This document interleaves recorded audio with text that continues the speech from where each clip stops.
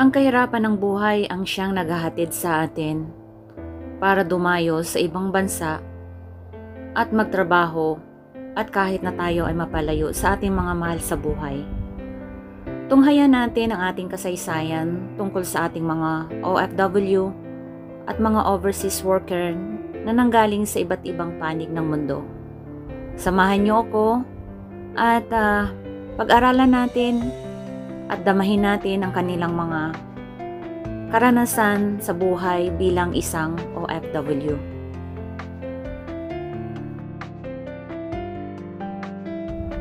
Tunay ngang napakahirap mapalayo sa ating mga mahal sa buhay.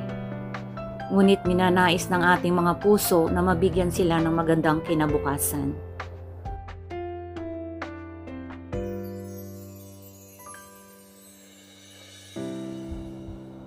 Sa ating pamilya, kapag tayo umaalis, ang laging nasasabi, maswerte ka at ikaw ay makakapag-abroad, yayaman ka.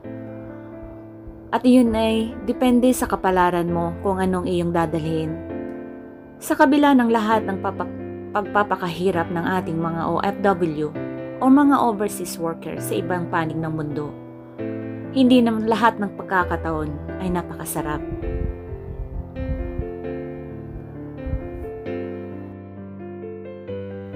Tuwing day off ng ating mga kababayan o tinatawag nating isang araw ng pahinga,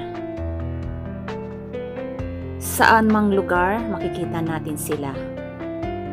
Nag-uumpukan, magkakasama, nagkakainan. At sa lugar na ito kung saan ang bus station, nandoon ang iba nating mga kababayan at ibang mga overseas worker. Sa lugar na ito, masasabi kong isang magandang lugar para sa kanila. Dahil sa init ng araw, o kaya sa pagdating ng winter tuwing November, ay nakasilong sila sa lugar na ito.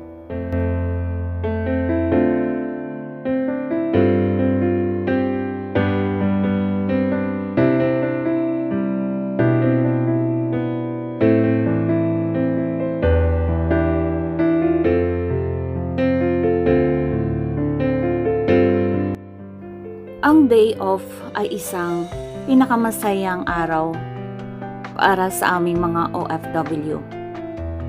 Araw ng pahinga sa loob ng isang linggong pagtatrabaho. At ito rin yung pagkakataon para makita mo yung mga kaibigan mo na magkaroon kayo ng bonding sa isa't isa.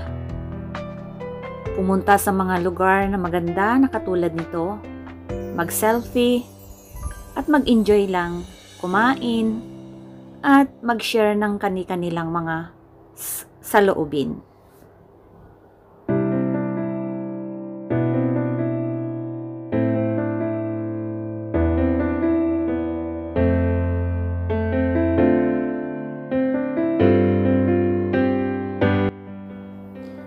Iniwan kong saglit ang aking mga kasama at ako'y naglakad-lakad.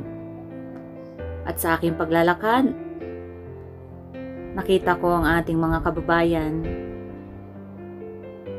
na puro may ngiti sa kanilang mga labi na kahit hindi ko nakikita sa takip ng mask. Pero napapansin ko ang kanilang mga mata at sa kanilang mga aksyon na sila ay masaya. Sa ganitong pagkakataon, mabibigyan mo lang ang kanilang mga sarili ng mga moments na yung pagod nila sa loob ng isang linggo ay magkaroon sila ng happiness sa loob ng isang araw.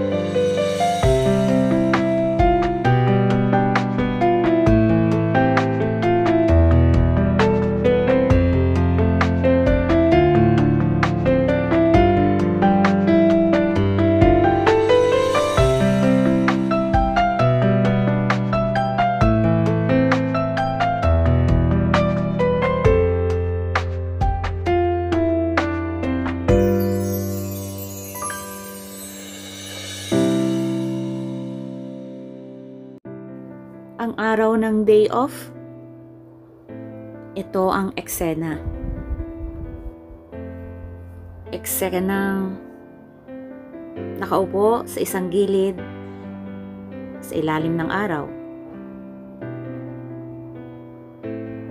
Makakaya ba nating tingnan ang katulad nila na umupo sa isang tabi na walang proper area? Dinadaanan ng mga tao, pinuputya. Pero sige lang sila kasi saan bang sulok ng lugar sila maaaring pumunta tuwing kanilang day off, kundi umupo sa isang gilid at magpahinga.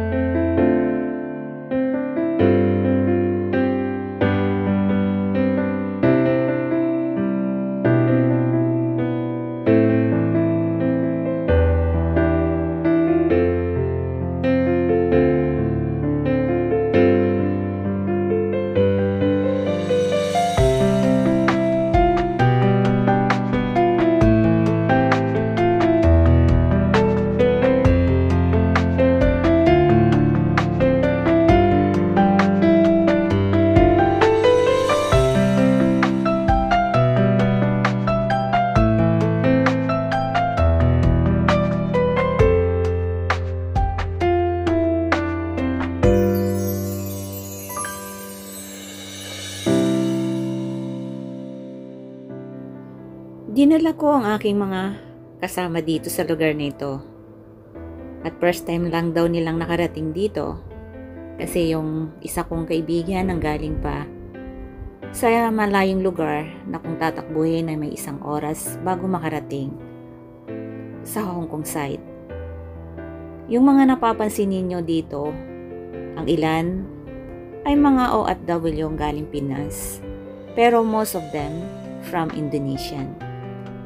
Ini-enjoy nila yung mga sarili nila sa pamimingwit or sa paglagay ng karaoke para lang kumanta, kumain, at makipagkwentuhan sa kanilang mga kasama. Isang magandang tanawin kung tutuusin ang lugar na rin ito at maire-relax sila at mag-i-enjoy.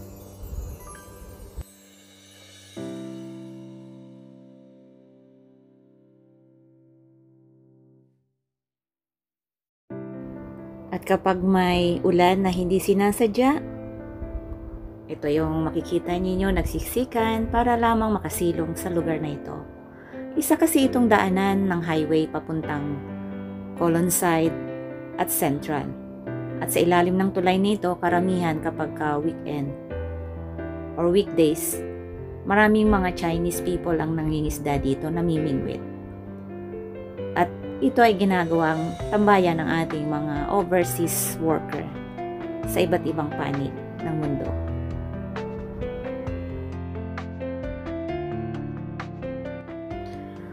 Ang kagandahan lang sa government ng Hong Kong kapag day off ng ating mga overseas worker ay hinahayaan lang nilang maglagay sila ng mga tent sa gilid ng daan. Sa gilid ng daan, mapapansin ninyo na iba't iba ang kulay nito. Magandang idea kasi kahit nasa loob ka at maingay sa labas, ay makakapagpahinga ka kung sanay ka sa ingay. Pero sa tulad ko, madali akong magising para akong manok. Nangangamba na baka may mangyaring hindi maganda.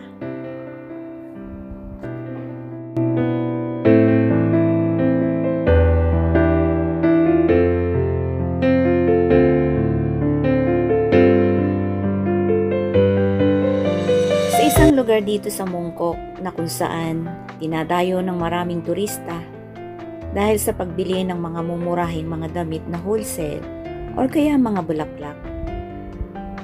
Sa kabilang banda rito na isang may malaking shopping arcades o hotel, ay hindi nyo aakalain na ang bridge na ito ay mapupuno ng mga OFW or mga overseas worker sa iba't ibang panig ng mundo.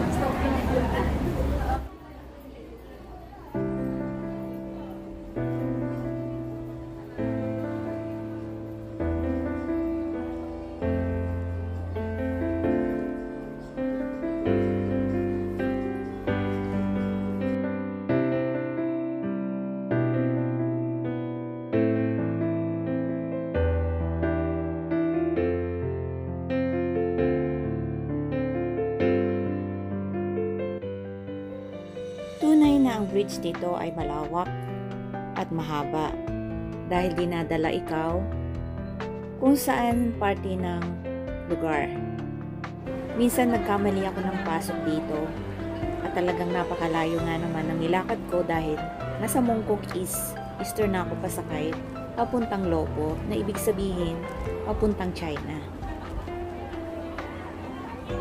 Karamihan dito ang ating makikita ay mga overseas worker from Indonesia at mangilan-ngilan lamang ang mapapansin natin na ating mga kababayan dito.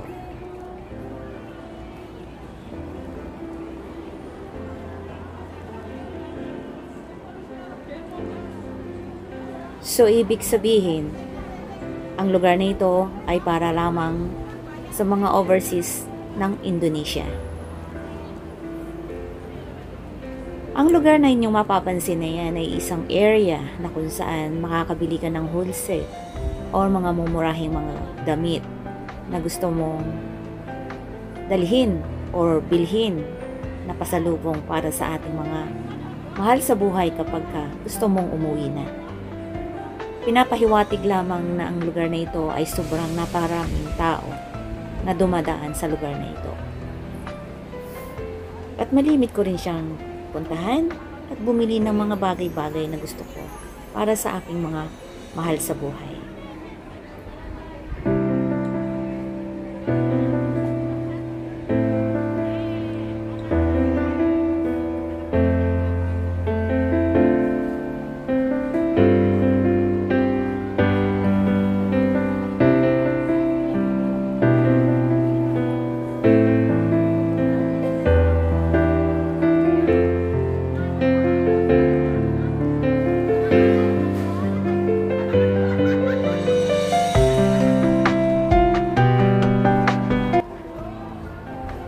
Sa kabila ng hirap, pagod sa loob ng 6 na araw, sa loob ng 1 linggo, ang day off ay isang masayang araw para sa lahat ng mga overseas.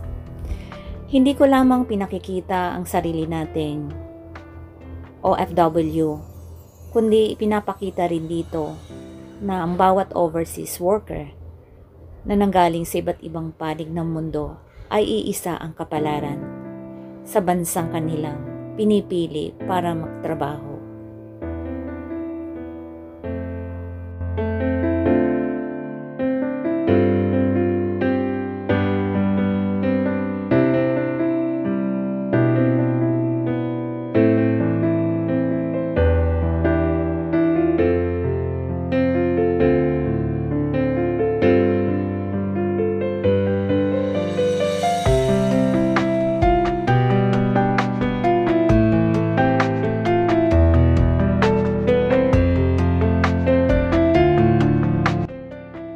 Ang pagdokumentary ko sa kasaysayan ng ating mga OFW or mga overseas worker sa iba't ibang panig ng mundo. Mostly Indonesian and Philippines, maraming populations talaga ang naririto. Maliliit lang ang bilang ng mga Thailand, Indian, Pakistan, Nigerian, o mga iba't ibang mga overseas na nanggaling sa iba't ibang panig ng mundo. So, depende lamang sa mga job na kanilang ina-applyan dito.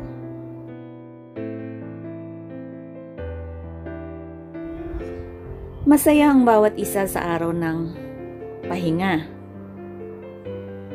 Napapansin nga natin na meron pang nagkakantahan. Ang iba dyan, umiinom, nagtatawanan, nagkakasayahan. Ang ikinahahanga ko lamang sa mga Indonesian or sa ating mga OFW ay magaling silang dumiskarte rin sa buhay. Ibig sabihin, gumagawa sila ng mga extra income para makapagpadagdag ng kita at maipapadala nila sa kanilang pamilya. Pero kung sa tutuusin, bawal ang ginagawang extra income sa bansang Hong Kong. Ito ang batas ng Hong Kong na bawal kang mag-part-time at gumawa ng mga extra income. Napapabilib ako sa determinasyon ng mga Indonesian dahil nagagawa nilang magtinda sa kanilang kapwa kababayan. Ang mga nakikita nyong nakalatag na yan ay isang paninda na para wag na silang pumunta sa kalapit restaurant na bumili ng mga pagkain at pangangailangan nila. Napahinto ako sa isang lugar kung saan ako'y nagtanong.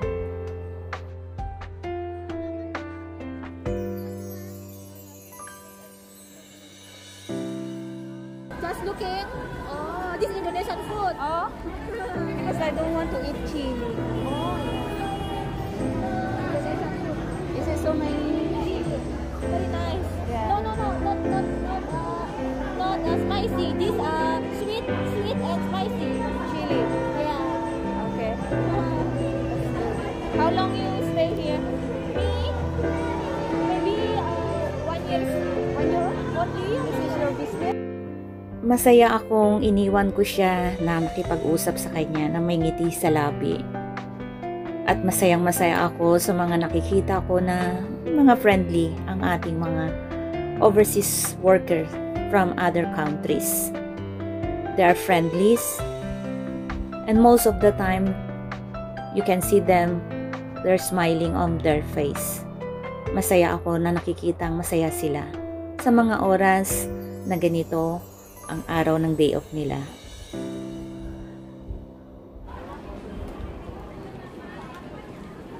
Ang buhay ng OFW or overseas worker sa ibang panig ng mundo ay masasabi kong isang hamon ng buhay at pagpikit sa katotohanan na mahirap tanggapin na ang iyong kinasasadlakang buhay ay ganito.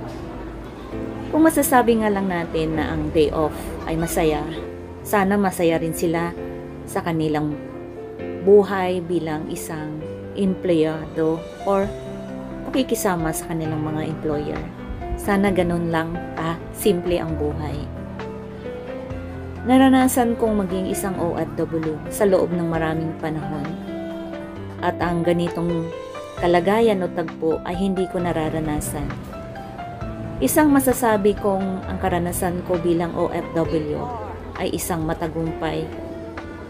Pero sa kabila ng lahat ng tagumpay ay atin pa rin napapagdaanan ang mahirap na mga balita na nanggagaling sa ating mga mahal sa buhay.